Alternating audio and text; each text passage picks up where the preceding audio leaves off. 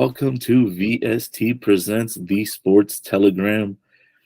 As always, I'm Arshavir Saryan, joined by two of my favorite people in the world, Kaylie Harden, Kaylie Hodges. You guys are joined together now. It's Kaylie Harden and Kaylie Hodges. No, it's not a bad last name to have. No, not bad at all. So let's do this the right way. I'm joined by Kaylie Hodges and Kaylie Harden. How are you guys doing tonight? Well, I just got a new last name, and I'm one of Arshavir's favorite people, both of which are brand new news to me. So I'm in for a whirlwind today. If you would have asked me this question at the time of recording, if you would have asked me this at about 3:30, I'd have been like, I'm gung-ho ready to do this. But I'm just now coming off of catching up, watching my team blow a lead in the fourth quarter on opening night. So I'm not as great as I was before I watched that next game. But I digress. We're getting into football. We're diving into week 7, about to head into week 8, and we got so much to unpack. And with that being said, we're going to jump right in, as we do every week. We got rooting interest. We got teams that we love. One of our esteemed panel has the team that he loves and a team that he currently might not love so much that we're about to get into as we jump into our Homer segment. You know what? I want to end this segment on a positive note. So that being said, we're going to start with you, Arshavir. We're going to talk about your team that played this past week. We're going to talk about your Las Vegas Raiders going on the road and laying a stinker against the Chicago Bears. Please, without further ado, let's have your thoughts of the state of your Raiders team and what the hell happened this weekend. Man, I should have known this was coming. I should have known better than to pick the Raiders over the Bears on the road. No, this is what the Raiders have been for the last 20 years. You think they turn the corner and they're boom, boom, boom, and they dump in the bed, pull an Amber Heard, and I can't. I want to give up on them. I want to disown the Raiders, but I can't. It's like it's that toxic relationship that you just keep coming back to. I keep hoping that they'll figure it out and, actually do things in a competent manner.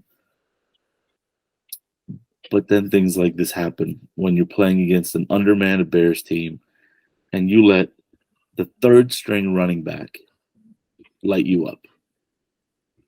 I will leave it at that. And not just the third string running back lighting you up, of a rookie a rookie quarterback making his first start from a D2 school comes in and you made him look like Josh Allen in his NFL debut. I'm not really sure where all the blame lies. Obviously, it's all going to lay at the feet of Josh McDaniels because that was just a poor effort.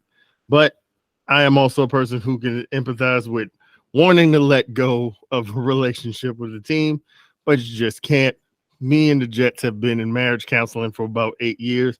Just this year, I let them back in the house this past year. We've been in counseling. We've been working things out. I let them back in the house. They tried to disappoint me, but then, they're showing signs that they're committed to this relationship. And, this was a good week. We were off this week. But we're going to move past the Raiders. That was just ugly. There's not much to talk about. Hopefully they get their stuff together in the coming weeks. But we're going to end on a more positive note. And that's with you, Kaylie, your Cleveland Browns. Your Browns went to Indianapolis, tried to give the game away at points, but Myles Garrett did his thing. Other guys showed up and played some hero ball, and they ended up pulling it out, a tough one against a tougher than advertised Colts team. You guys moved to 4-2. Give me your thoughts on how your team played this weekend. Well, I'll have a lot more to say about it specifically later, breaking down like individual moments. But all in all, that game was ugly. If I was a Colts fan, I would be pissed off right now because we played like shit. That was not a good game by the Browns at all, but they still squeaked out that W, and I'm very happy to see it. Again, I think we are relying very heavily on our defense, so those boys are going to need to get paid a little bit more, or our offense is going to have to step it up a little bit. Deshaun Watson's going to have to go back to the doctor and get his glass bones and paper skin replaced with something a little bit more substantial that's going to hold up the first time he hits the ground. But like I said, I'll get into more of the specifics a little bit later. Yeah, I mean, it was an ugly game, but it was a game. In my opinion, these are some of the games in the NFL you got to take them when they come. Every week is an adventure in the NFL. If you can say it was ugly, but we got to W, guess what? At the end of the day, the only thing that matters is that one in the win column. So, yeah, it was ugly indeed. But I will say this: Myles Garrett, right now, through 7 weeks, it's not even close. Who's the defensive player of the year? And it's I'm not not close. sure if you've seen the news this week either. He is also now a minority owner of the Cleveland Cavaliers. So he's doing big things out here. It was just truly a Cleveland man. Yeah, and just insane. I mean, he had 7 tackles, he had 2 forced fumbles, he had 2 sacks. Like, the man was a one-man wrecking machine this past Sunday.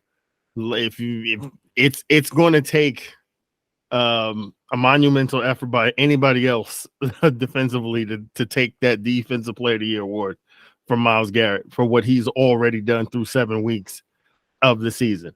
That being said, we're going to move right into headlines of the week. There were plenty of talking points that come out of the week, so many that I had to narrow it down to just a few questions that I wanted my esteemed panel to kind of banter about. And we'll start with what we thought was going to be maybe the headline game of the week in terms of the two teams and their records and what we've seen from them so far. And that was the game between the Ravens and the Lions. Turned out to not to be much of a game at all. The Ravens outright dominate the Lions at home. The question coming out of this game, when you look at where the AFC is now through these 7 weeks, you have the Chiefs at 6-1. The Ravens are right there at 5-2 after the win. The Dolphins fall to 5-2. The Jags have improved to 5-2 and sort of kind of figured out some of those early season troubles they were having, and now they're right there in the mix at the top of the AFC. But coming off of a performance like this against a team in Detroit that 5-1 had very much looked the part through the first 6 games, when the Ravens put a win together like that and the Ravens offense clicked that way, the question is should Baltimore be considered the AFC favorites over their contemporaries at the beginning of the year? Arshavir, what do you think? As impressive as this win is, I mean, yeah, they're on top of their division. They're 5-2. They're in the mix with a lot. But you look at the top teams in that AFC. Chiefs are still 6-1, 5-2 Ravens. Dolphins are 5-2. The Jags are 5-2. I don't really think any of them is necessarily a favorite at this point, because we've said that the Chiefs have not been playing Chiefs football well necessarily, and then Taylor Swift showed up, and that's a different story. Don't do it. Hey, look, everybody is mentioning the parallels between Travis Kelce having 100-yard games since she showed up, and I'm just gonna put that out there. Okay, I am not necessarily. Look, there's some things that is a correlation, is something there. I don't know for sure, but it's a fact that he's had 100-yard receiving games every time she's there. He's also had 2 non-contact injuries since she's been there too. So I'm like, we can't give this woman credit for all this stuff. We need go ahead, Kanye go to ahead. start showing up I'm to not some giving her NFL credit. games. I'm just saying there's interesting coincidences. But in reality, I haven't seen the Chiefs go out and just shut down the opponent to the point where you're like, that's the Chiefs. That's your defending Super Bowl champions. And looking at the rest of the AFC, especially the other three that I just mentioned, yeah, I don't necessarily think any of them is the odds-on favorite at the moment. None of them are really pulling away. It's a four-horse race. I don't have. That's it. So I'll phrase the question to you this way, Kaylie, before you answer. Of those four teams so far, obviously we saw the Dolphins have that 70-point outburst against Denver, but like Shannon Sharp said, that Denver defense couldn't stop a park car with a Uzi. So I don't know how much we give credit to the Dolphins now, having seen how it hasn't quite looked the same when they've gone against better defenses. The Jags have looked okay. The Chiefs have, they've won, but the Ravens, this is of those four teams, this was the first game against a team that you considered a quality opponent that we saw somebody go out there and just stomp somebody. So should we be taking more stock in that of those four teams? They've had the most impressive looking win, or is it just a win is a win and we shouldn't look at that as much when determining who should be the favorite? I think that it's hard to determine a favorite at this point in the season. I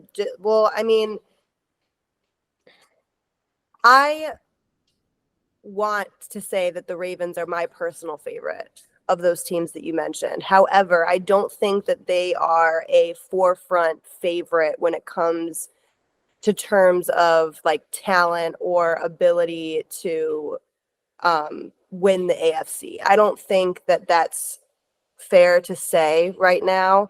But to Arshavir's point about us not really seeing the Chiefs come out and play a game that we're like, yeah, this is the Chiefs. I think that just allows the league in totality to be a lot more competitive this year. And there's still a lot more to be played out in order before we can say who a true favorite is. Yeah, I tend to agree. It is difficult because the AFC just in general is so stacked, right? Because even with these teams sort of having the best records, Pittsburgh's still there in the mix. Buffalo is still in the mix, even though they haven't looked great for a couple of weeks now. Cincinnati is sort of lurking in the weeds now that Joe Burrow is sort of kind of getting healthy and looking healthy again. So yeah, you're right. You guys are right. It's too early to determine, but hey, listen. That's why this is fun. That's why we throw these conversations around. This is what we do. The everything in the NFL changes from the week to week. And again, speaking of sort of things or perceptions changing very quickly based on results. Let's look at the other side of that, and that's the Detroit Lions. You go on the road. There was a lot of expectation, a lot of hype starting to build around that team. They go to Baltimore. They get smacked in the mouth. They're down 4 touchdowns before you can blink. The question I have and we'll start with you, Kaylie. Is it too much too soon for Detroit? Is the hype machine just too much around this team? They are a good team. They're a quality team. They've looked good, but this was the first time where we kind of thought like, okay, let's see what you really have, and they kind of get beat up a little bit. So is it too much too soon? Is it too much hype around this team, or was it just, hey, chalk it up to it's hard to go to Baltimore and win a game, and maybe we shouldn't assume that they aren't as good as we think they could be? Well, the Lions have shown better competitiveness this season than they have in seasons prior. That's for sure. But I don't think that we can still put them in the same category as, the Ravens or other teams of that caliber, like the teams you mentioned. But credit where credit is due. I didn't think that they were going to beat the Ravens, so that was no surprise to me at all. So maybe they were a little ahead of themselves in that regard if that was the expectation. But I still think that they have the opportunity to do damage to other teams and moving forward in seasons to come. Yeah, so I'll ask you, Arshavir. So, what do you think? Is it a lot of hype around the Lions, or should we just be looking at this as, hey, that's the Ravens are as good as we thought they were, and this was a young team that just ran into a buzzsaw because they haven't been in that sort of environment yet. What do you think? I think it's a little bit of both. The hype around the Lions is not necessarily overblown, but they don't necessarily play in the strongest division, right? They haven't played the strongest opponents per se, but they also ran into a buzzsaw in a Baltimore team that was looking to make a statement. So, statement made, but I think ultimately the Lions are going to be fine this year. They're going to be fine within the division. They're going to make the playoffs. That is where I think we're going to get our real answer of what this young team is and what their future looks like. And I'll use the Cowboys as an example. Okay, they've had young quarterbacks lead them to the playoffs. But Goff isn't young, but what I'm saying is they've had young teams get to the playoffs that looked exciting, and they fell apart, which ultimately is evidence that they haven't won anything in 30 years. But that's the point I'm making is if this Lions team doesn't fall apart in the playoffs, they're going to be fine moving forward. If they do fall apart, then basically what we saw against Baltimore highlighted all of their underlying issues. And a lot of people are choosing to wear rose-colored glasses, myself included at the moment. So that's my take on the Lions. Yeah, I see both sides of it. I do think this game might have just sort of represented a perfect storm of, hey, Ravens, that Todd Monken offense was going to take some time for all the pieces of it to sort of get rolling, and we kind of saw it. We saw how dangerous Lamar could look in this offense. I'm hoping that's a sign of more things to come for him. And like I said, growing pains with a good young team that just hasn't been there. Listen, you start 5-1. You beat the defending world champs on opening night. You feeling yourself a little bit. Really, they should have been 6-0. They blew that Seahawks game in week 2. They probably should have been 6-0 coming into this game. You feeling yourself a little bit, and you walk into Lamar's house, and he put that 1-2, that 2-piece and a biscuit on you real quick.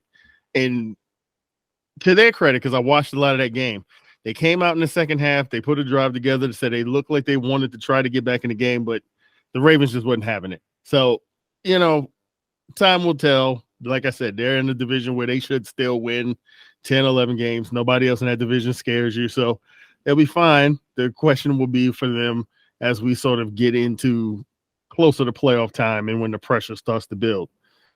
Speaking of pressure starting to build, there had been a lot of talk around Bill Belichick and the Patriots and that terrible start they've been off to.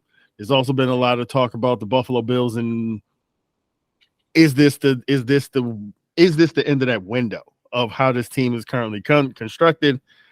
They're a little long in the tooth. They're starting to have some injuries that are kind of showing the wear and tear on the tires, and they go to New England and they lay a dud. They fall to the Patriots 29-25. Patriots pick up their second win of the season. And the first question I have coming out of this game, we'll start on the Pat side. Belichick gets his 300th career win. Whoop-de-doo to you. Well, who cares? We don't know how many of those you actually cheated to get, but that's okay. We'll leave that alone. Patriots get back to 2-5. And when you look at their next 3 games, they're on the road at Miami next week. Then they've got home games against Washington and Indy. Is it fair to say that the Patriots can be right back in this race over the course of the next 3 weeks? They kind of control their own destiny. in terms of getting back in the division with this Miami game. But then you see Washington and Indy aren't exactly world beaters. Is this a sign of things to come? Maybe the Patriots are not as bad as we thought they were going to be, or was this just fool's gold this 1 week because things just happened in division games? What do you think, Arshavir? Screw the Patriots. Honestly, they won that game because the Bills gave it away. It's plain and simple. They gave it away. The Dolphins are at home, so they don't have to worry about the weather. No, Dolphins are going to take it. It's not going to be even close. Playing Washington is a toss-up because both of these teams, I think Washington is in a better position as an organization currently.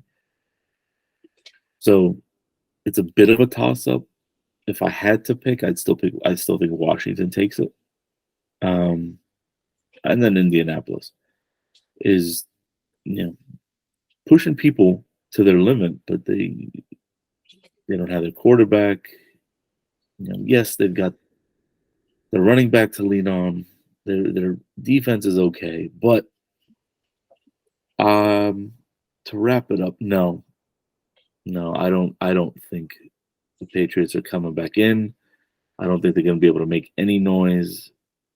And this is not the Patriot hater coming out. This is me just looking at it's 3 games. They're probably going to lose to the Dolphins. Commanders have a good chance of beating them.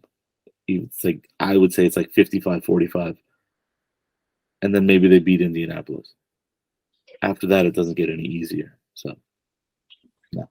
Kaylie, what do you think? Do you think this is a sign that the Dark Lord, the Dark Wizard, is working his magic and he's going to torture us with another postseason, with a run at the postseason and making life miserable for everybody? Or was this just a blip on the radar for 1 week? What do you think? Absolutely not. I think the Bills are an unserious football team this year. I think that they don't have their eggs in their baskets the way that they're supposed to. And I feel like there's some injuries out there that are keeping them from beating teams that they should. I think this lends itself more to prove the disorganization of the Bills this year. And I think that the Patriots can still go to hell. So we're all in agreement there. You sort of led into what my next question was going to be. Seeing as how we all think this was just a blip on the radar, what the hell is wrong with the Bills? This is a team that was supposed to be the team that was built to sort of maybe unseat the Chiefs. We've seen them get close the last couple of years, and we thought that this could be the year where they finally sort of get it done. The Chiefs kind of look like they've regressed back to the pack a tiny bit. They're still really good, obviously. They're 6-1, but you looked at the talent level of both of these teams and you thought that they could be a team, and maybe they still are. But right now, sitting at 4-3, you've lost to the Jets, who should have been depressed and out of that game when their quarterback, the guy who all their hopes and dreams rested on, went down in 4 snaps. You still lost that game.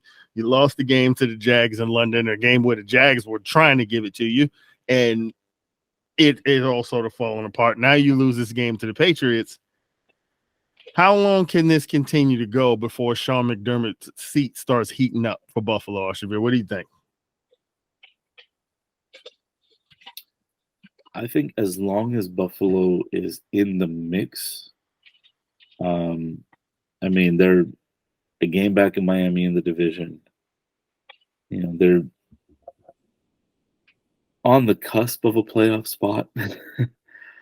I don't think McDermott feels any heat until the end of the season. If the Bills miss the playoffs, there's going to be some serious questions to be answered. And if he comes back next year, he's going to have a really, really short leash and a hot seat for no doubt. If they get into the playoffs, then it's how do they perform?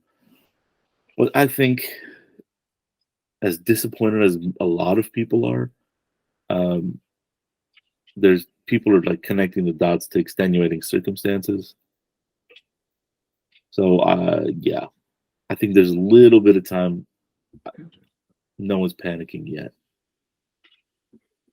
Well, that I can agree with. There's not much panic yet, but I do think that he's on the clock because of how the Bills have kind of finished and gotten the job done the last couple of years. So there's a lot of questions to be had. And speaking of questions to be had, the Chargers went on the road to Kansas City, dropped another one, 31-17, falling to 2-4. And well, let's just rip the Band-Aid right off. Brandon Staley. This is a pattern that has continued with this team, with him as at the helm of them. Just they're good enough to play with teams, but then you look up in the fourth quarter and they lose again, a game that they really sort of needed to kind of get back into that mix in terms of really being considered a team that's going to challenge for the playoffs in the AFC. Then they lose again. Now with the Chargers having their next 3 games, which at the beginning of the year, you might have looked at this stretch and been like, this was manageable. But the Bears apparently aren't willing to lay down just yet. And the Chargers don't play consistent enough for you to just assume they're going to win that game. Then they got to go on the road, the Jet Life, and play the Jets, who apparently have decided quarterback and no quarterback. They'll just beat the hell out of your quarterback and win games that way. And then they got to go and play. And then they got the Lions coming to town. Is Brandon Staley going to survive the season with the way things are going? Kaylie, what do you think? I've got someone that lives in my household that's going to shoot me for saying this, but I do not think that the season is looking good for the Chargers. I don't think that I think that they show a level of competitiveness, especially like you said early on in some of these games that make you think that they can hang with the big boys. But I don't think that they're a 4-quarter team right now. I think maybe if we cut some of these games down to 3 quarters, their record would look a lot different. But that's not the case. And, you've got however many, 64 minutes of football you got to play, not 48 or whatever. So, yeah, that's how I feel about the Chargers. And I'll ask you, we've had this conversation. It's been a running theme. Clearly, if you've listened to me, you know how I feel about Brandon Staley at this point in terms of full disclosure. The man cost me some money. He was supposed to win that game against Jacksonville in the playoffs, and the man cost me some money. And I've been holding it against them all off season, and now clearly in post-traumatic things are happening when I watch the Chargers just continue to fail miserably down the stretch. So again, I'll ask you, Arshavir, is it fair to look at what has happened or what has continued to happen with the Chargers and lay the blame at the feet of this coach? Because it doesn't seem like these late game scenarios, there's any sort of deviation from what we've seen, which is always they hang, and then they give up a big drive or they have a big turnover, and then they're looking at staring down the losing end. Well, at what point does this catch up to the coach? Because it ain't going to be the quarterback that goes. It ain't going to be Khalil Mack that gets blamed. It's going to be Brandon Staley. So how long can this continue before legitimately there's a change that has to be made? Well, he's more or less said it. And, he's done after this season. Regardless, I don't think the Chargers bring him back. Now, if he falls to 2-7 after those 3 games, the Bears, the Jets, and the Lions, 2 of them are home games. Well, quasi-home games. We've been on the record for how we feel about that. Oh yeah, that's gonna be so. That's basically gonna be Soldier Field in LA this weekend. Yeah, exactly. And then you're gonna have Detroit fans coming out of the woodworks. Just where did they come from? I don't even know. But if they go 0-3 and he falls to 2-7, I think he's done right then and there. Yeah. If he goes 1-2, depends on when the win is. It really depends on when the win is and how convincing it is and how bad the other losses are. 2-1, he saves himself till the end of the season. 3-0, same thing. They're not going 3-0. No way in hell. I personally believe they're going 0-3 because they have some of the same porous D that reminds me of what the Raiders gave up against Chicago. And all Chicago needs to do is repeat that. Feed the ball to Dante Foreman. Let's go. And what's incredible about even saying porous defense when this is a team that has Joey Bosa and Khalil Mack. They've got E.J. Hendricks in their linebacking core. They've got Asante Samuel Jr. and Derwin James in the back end of the defense. There's no reason this defense should be porous, and it is consistently one of the most inconsistent units on a week-to-week basis. And yeah, if they don't get this thing turned around quickly, if they don't get this thing back over 500 by the time we get to mid-November, boy, he might be in a world of trouble. One more thing on that D. They have some of my personal favorite players on that team. But the reality is either that D coordinator's got to go completely or they've got to figure something out with their schemes because that much talent and that much inconsistency does not make sense at all. Yeah, I agree. Now, moving on to our last headline of the week. The Eagles handle business on Sunday night in the two primetime marquee matchups this week. The Eagles beat the Dolphins at home, bounced back from that loss against the Jets, showed that their the thought of them sort of regressing was greatly exaggerated because they turned around and put a nice effort together and beat the Dolphins up.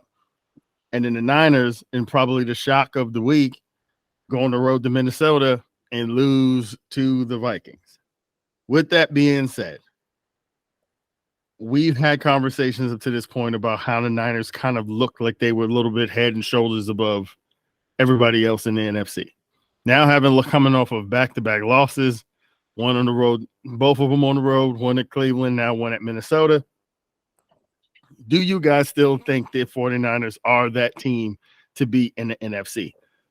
Has anything that's happened the last couple of weeks changed you guys' mind? Because we were all kind of in that same boat looking at the Niners and saying, man, this team could go, they might lose one game all year. And since we had that conversation, they haven't won since.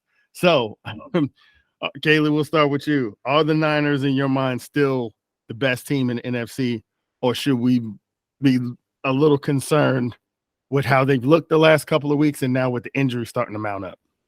I think that the Niners are on a mission to make me look stupid because anything I say about them, they do the exact opposite the next week. At first, I said that they were going to be the first team to lose their win streak. And I think that they hit it the same week as the Eagles. Like, I think that they both lost the same week. So I was technically wrong there. And then right after that, I said, they might be the Super Bowl contending favorites for their division. And then they've been on a losing streak. So I'm going to go back and I'm going to say maybe I got a little ahead of myself with the power of the Niners. And maybe they're a little bit more fragile than I thought. And maybe they do have a little bit more to prove. All right, ready you up. Is this a blip on the radar? Is this just the NFL being the NFL where any given week, you can get dominated by the Jets out of nowhere? Or is it just, man, this injuries? Maybe there are questions about Brock Purdy. Who knows? What do you think? I mean, that was the first time I ever saw Brock Purdy look human. I think he's on watch for a head injury. Yeah, he's on concussion protocol. Yeah. And that right there makes sense when you look at the 2 interceptions he threw near the end of the game. If he was, even remotely close to concussed, those balls, there wasn't a receiver anyone near. So that's something to keep in mind. But also, they didn't have Debo, and he is a key weapon into how they kind of do things. So, and this, not to take anything away from Minnesota. Minnesota played a hell of a game. And they made the plays they were supposed to make, caught the interceptions when they were right there, gifted to them. So, but my big thing is I have 2 points about this. Number one, Eagles play KC in 3 weeks. Let the Eagles play the Chiefs before we talk about which team is the team in the NFC. And then on December 3rd, it's the Niners and the Eagles. So those are the 2 games I have circled in this conversation. And we're going to come out of that December 3rd game saying, okay, here's where we're at. I think, if anything, this weekend brought them closer together in terms of, being on equal footing. I don't necessarily think the Eagles have done enough to say now they're the team to beat. That's fair. That's fair. Especially when now when you look at the injuries sort of piling up, who knows where the Niners' record will sort of be, because now we're looking at a possibility that Sam Darnold's starting this weekend and they're hosting Cincinnati. They could easily lose that game now that Joe Burrow's starting to look like Joe Burrow again. So who knows? It'll be an interesting thing for us to keep our eye on where the Niners kind of will sit. But that just kind of just goes to show you an NFL season is so long. The team can start hot, and then injury here or there, then you hit a swoon. Who knows? They'll pick it up at some point. If they can get back healthy, Niners will be right back where we started. I will say this. I do think that the Niners and the Eagles at full strength are so close that I thought that what would probably be the determining factor of who goes to the Super Bowl would be if these 2 teams met in the NFC Championship game, is like who gets to host it. So right now, with the way things have sort of pairing out, that game when they play against each other is going to be huge when it comes to that, and just how quickly the Niners can kind of get back to full strength, because I do think it would be awfully difficult for them to have to go into Philly, even at full strength, and try to beat them to get back to the Super Bowl. And conversely, if Philly had to go to San Francisco in the playoffs, I think it would be tough for them to win there too. So we'll see how it all plays out. And with that, it's crazy to think that we're not even halfway there yet. And we're not even halfway there. There are so many more twists and turns in this story, in this season. And with that being said, we'll talking about a twist and a turn and a roller coaster that was down this week. I told you guys. I've been waiting for this. I told you guys this past week, if you were listening, if you've been listening, I told you this past week had the potential to be a bloodbath, because, boy, didn't know where to go on the board. And it wasn't pretty for some of us. It wasn't pretty for most of us. With our picks in week 7. So to update the standings of where we are, your boy is in first place, but I don't feel like I'm in first place because that was an ugly week, going 1-3. I'm in first with 26 points, 19-9 overall. Kaylie's in second place with 19 points and 17-11 overall. She had the best week last week, going 2-2, hitting on her lock and coming away with 3 points. And Arshavir took the golden sombrero, the goose egg, 0-4. He slides back to third place. Technically tied with Kaylie at 19 points, but in third place by tiebreakers, as he went 0-4 last week. I think it's only fair, Arshavir, we let you go first this week to you're on the road to redemption. It's only up from here, my friend. So we'll let you go first with your weekly picks. What do you got for us? Oh man, that 0-4 was so painful. Ooh, Never picking the Raiders again. First man. and foremost, I'm actually picking against the Raiders this week. Lions over Raiders. I've got the Ravens over the Cardinals. Going Texans over Panthers. And my lock, I'm gonna double down and go Dolphins over Pats. Okay. You're All up by right. 7 points, bro. I need to put a dent in that. Listen, I'm only up by 7 points because, again, the thing that stresses me out every week is making sure I hit my lock, since that's the one that's worth 2. So far, what has kept me in front is the fact that I don't even want to say what I am, but I've been fairly successful with my lock of the week. I don't want to jinx it. I don't want to say what my record is with my locks of the week, but I've been doing all right. Now, if I can keep hitting that one, that'll keep me treading water above the pack. Yeah, Kayla, until we'll say, since you were the winner last week, we'll save you for last. I'm gonna go ahead and rip the bandit off and get mine out the way. It's Snoopy Bowl time, folks. It only happens once every 4 years in the regular season. If you don't know what the Snoopy Bowl reference is, MetLife Stadium. MetLife is the sponsor of the Jets and Giants Stadium. Snoopy is the mascot for MetLife, so we just call that game the Snoopy Bowl. Also, it's cute. So, the Snoopy Bowl time. I'm ready to stick it to all my Giants friends. Yeah, you won your little game against the Commanders last week, but the Commanders defense ain't the Jets defense. We're going to smack these guys around. I'm going Jets over Giants. The first time I'm picking my Jets this year. Please don't disappoint me. I'm going to go Eagles over Commanders. I really liked what I saw out of Jalen Hurts. A little concerned that at some point in that game he put a knee brace on, but I'm just going to act like I didn't see that. I still think that they'll still be able to handle business there. I'm going to go Ravens over Cards. Listen, Josh Dobbs has played okay, but they ain't beating the Ravens this week. I feel like that's as safe a bet as I could find.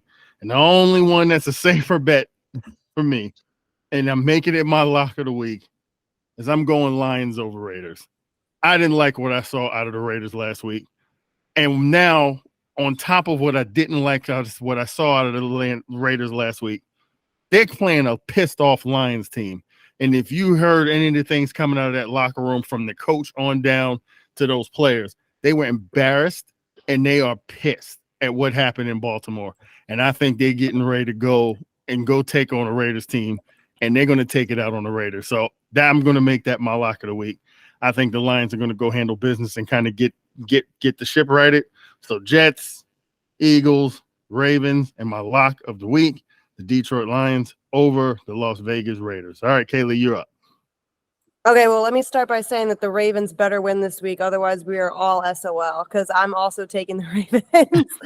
I'm going to take the Ravens this week over the Cardinals. I'm taking the Chargers over the Bears, even though I did just talk a little bit of shit on them. Let's prove me wrong, please. Please prove me wrong. I'm going to take the Chiefs over the Broncos. And for my lock of the week, I am taking the Eagles over the Commanders. All right. Listen, great minds think alike. Every week we tend to have quite a few of the same games, but what I do like is usually our locks are not necessarily the same. We might be thinking the same, but everybody's locked different. So that always our locks were the same last week, though. We both hit. Yeah, we did, which I was glad because boy, oh boy, was that was a rough go. I found myself because I didn't want my boy to take the goose egg. I found myself watching that Packers Broncos game mostly in the second half because I was just like, "Come on, Jordan Love, help my guy save a little bit of face here." And boy, that last interception he threw, I was like, "Man, this is That's gonna be a rough evening. But My jaw kept dropping because I was at third base in Hollywood. If you know it, they got lots of TVs and they show a lot of games at once. And every game I was seeing going down bad, I was like, oh no, this is going to get messy. I got to go home and check what they picked because I wrote it down, but I didn't have it on my phone. Oh, yeah. So hopefully we all have better luck next week, but I don't want you guys to do better than me. But hey, let's all win these games we got. Now, for our final segment, I always like to change it up a little bit and think a little bit outside the box. So for this week, I was kind of thinking we're 7 weeks in, been a lot of things that have sort of happened with our teams and just in general with stuff around the league. So I decided tonight we'll do good, the bad, and the ugly. The good represents your favorite moments so far from this season. Could be your team or just anything that you've seen. Your favorite bad thing, something that was so bad that was just good that you enjoyed. And ugly is the ugliest moment from the season so far. Could pertain to your team. Arshavir, if he's thinking about the Raiders, he'll have plenty to choose from there. Or just ugliness from around the league in general. So I'll start. My favorite moment so far of the season is my Jets beating the Eagles. Why? Because it gave me hope. It gave me a little bit of hope. When we were 1-3 and going to play that Broncos game, I said, okay, call me a wishful thinker. But if we could somehow get to our bye week at 3-3, and my boy was like, what are you talking about? You're not beating the Eagles. Yeah, you could beat the Broncos, but you're not going to beat the Eagles. I said, listen, it's the NFL. Anything can happen. But if we beat the Broncos and get revenge for Nathaniel Hackett, and then we carry that momentum into the Eagles game and somehow weasel our way into a win there, I hit my bye week at 3-3, and then I'm flying. I'm hitting the ground running, baby. I'm back in this thing. And when we won that game, I was so shocked. Full disclosure, because I'm a family man, got a wife. Sometimes you got to do things that don't involve sitting in front of the TV on a Sunday. We had to go to Korean barbecue with another family. Luckily, this place had a TV, and they didn't show the Jets game, but they were, whatever game was on, then they showed the interception that basically sewed the game up. And I let out a cuss word in front of these Christian people. And I'm not going to say it went well, but in the moment I didn't care because I'm 3-3. So whatever, everybody's got a deal. So that's my favorite moment. My favorite bad thing. It's bad because you don't want to see people fighting, but when someone gets burned real good, it's just like, oh. And that was the Steve Smith, Jerry Jeudy incident, in which Steve Smith in the pregame show on Thursday night is trying to make amends with Jerry Jeudy. Jerry Jeudy tells him, I don't F with you because the things that Steve Smith has said, calling him a jag, just an acronym for just a guy. And Steve Smith, because he's Steve Smith, when he was met with this vitriol from Jerry Jeudy, decided to double down on national TV and tell him that he was a tier 3 receiver and that he was sorry. And if a team called and asked if they should trade for Jerry Jeudy, he'd say no because you're soft and you don't like constructive criticism. That was awkward to see in the moment, but damn if that wasn't good, because I'm like, if that don't encapsulate who Steve Smith was as a player and now as a media member, I like it. No, you ain't got to back down. Okay. You gonna come at me? I got this microphone in my hand. You know what? You sorry. How about that? And then had the nerve to throw it back to the studio like they was gonna know what to do after that shit happened. That was amazing. I loved it. I just loved that the guys in the NFL studio were like, well, moving right along. So that was my favorite bad moment. And in terms of ugly, the injuries, like, come on, like I told you, I was catatonic for an entire half when Aaron Rodgers tore his Achilles. And we've seen other quarterbacks go down. We've seen Deshaun Watson now making all this damn money, but he ain't playing. The kid Richardson in Indianapolis looked like he was Cam Newton part 2 and then lands on his throwing shoulder. Now, God knows what the future is for him. Jimmy G was looking okay at times, and now the back, a concussion, and now the Raiders look a hot mess with Brian Hoyer's grandpa ass out there running around throwing footballs. the Niners getting all banged up when they look like they were going to go undefeated, and now they got guys in and out of the lineup. So for me, the ugly has just been the injuries. It just takes away from the game. It takes away from, we feel cheated when guys can't play. So that's my good, my bad, and my ugly. Who wants to go next? I'm cool to go next.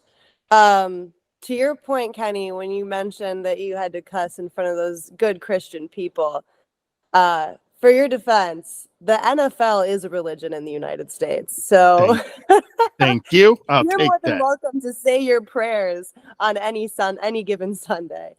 But that being said, my good and bad and ugly, I'm talking all about the Browns, and this is why I kind of held back a little bit earlier. But my good is going to be that win against the 49ers, I think just lit a fire in the Browns fan base and the team. It showed us that we don't even need Deshaun Watson. We've never needed our starting quarterback in any game that we've won, in any season that we've had a good run. The starting quarterback has never been a factor for the Cleveland Browns. I think we've always relied heavily on our defense. So to see them beat the 49ers without Deshaun Watson was my favorite moment so far. My bad, and I'm going to use the term ugly to describe this, was how disgusting this game was this past weekend. The way that we were first and goal and we passed the ball 3 times, and then even when we did get a touchdown, the ball didn't even land in the end zone, okay? It crossed the plane and then went back on the other side, which it's still a TD, but I mean, if I was a Colts fan, I would have the refs under investigation for that, because that was insane.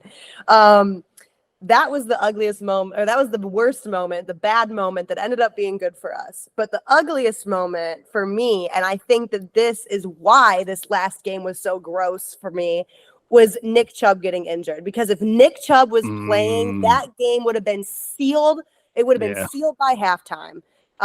So for me, that was the ugliest moment this season, was seeing my Nick Chubb go down.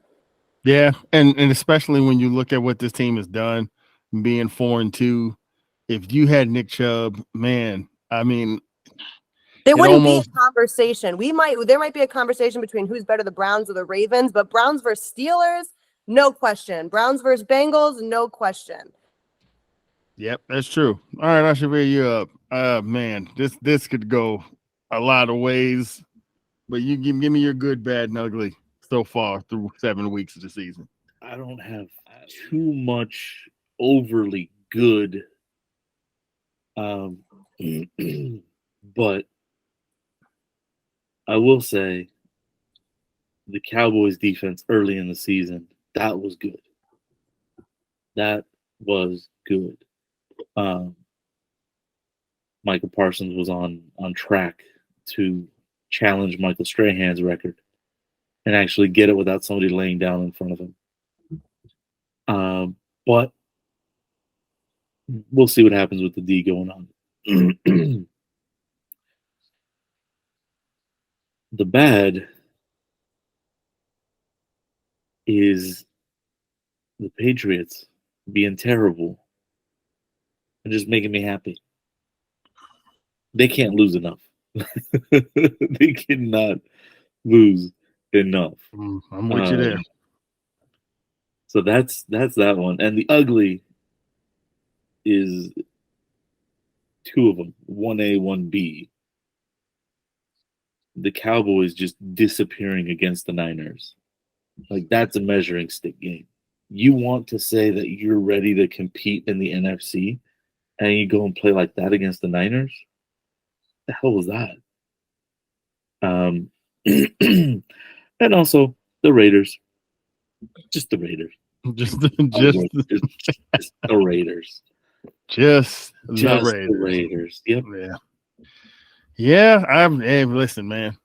Like I said, I'm married to a Raider fan. I have to deal with this every week. I'd like for it to be a little less ugly, so my Sundays are a little nicer around. But that being said, this has been another episode of TST Football Edition. We hope you guys enjoy what you've been listening to, the good, bad, and the ugly of it all.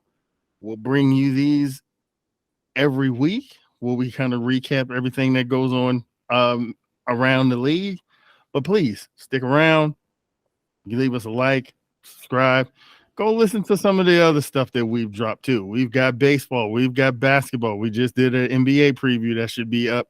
We've got some more stuff going down the pipe. And then with our Valley Sports Telegram coverage where we cover our local high school team. So if you like what you're listening to, just subscribe, leave a like, turn on the notification bell so you know when these things go up, because we put them up multiple times a week to just give you guys more and more content and more and more discussion, things that you listen to in the car while you cleaning up around the house, all that, all everything. So thank you guys again for you senior staff here at the Valley Sports Telegram. I'm Kenny Hodges with Kaylie Harden, our senior editor-in-chief, Arshavir Saryan. Thank you guys for listening. See you next time. Peace. We're almost halfway there.